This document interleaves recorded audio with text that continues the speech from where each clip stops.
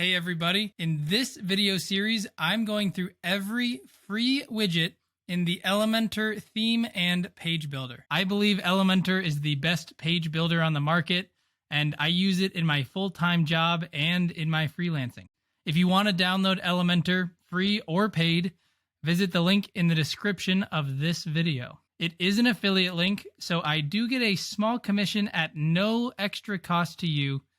So if you do choose to buy Elementor from my link, thank you for supporting the channel. Then make sure to come back here to learn more about Elementor, Divi, and other web design tools on this YouTube channel. And if you're new here, don't forget to subscribe.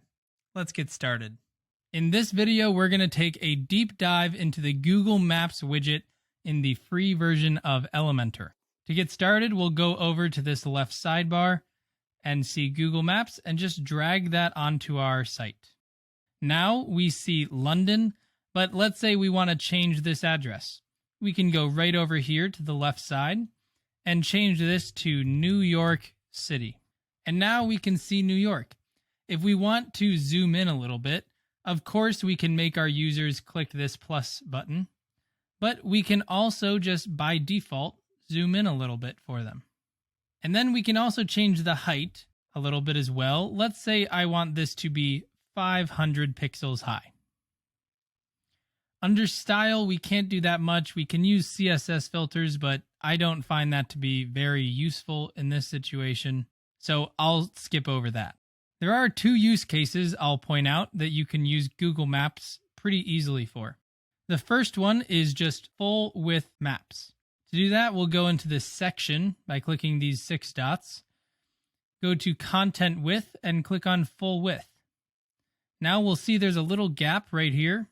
So to adjust this, we can just go to Column Gap and select No Gap.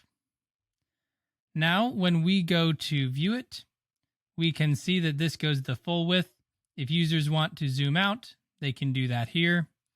They can even drag the map a little bit, and they can see a satellite view as well. The other very clear option is to use this on one side of the screen. So if I go to this column and click Add New Column, I can add a heading here, and let's call this New York City. And then I can add a text editor as well.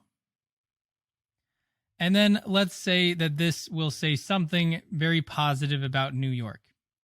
Then we'll take this column and say the vertical line is in the middle.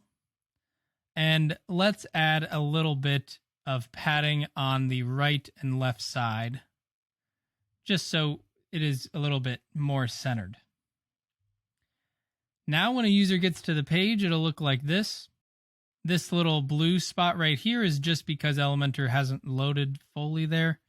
But we can see New York City right here and our little description. It looks quite nice. It shows users where we are. They can interact with it while at the same time seeing exactly what you want them to know about the location you're showing them. And then, as always, just don't forget to click update. If you have any other questions, leave a comment below. And don't forget to like and subscribe if you want to see more videos like this one. If you want to learn more about Elementor, click the links in the description. And you'll also love this custom playlist I've put together just for you that puts together all of the videos in this series, each one taking a deep dive on each free widget in Elementor. Thanks for watching.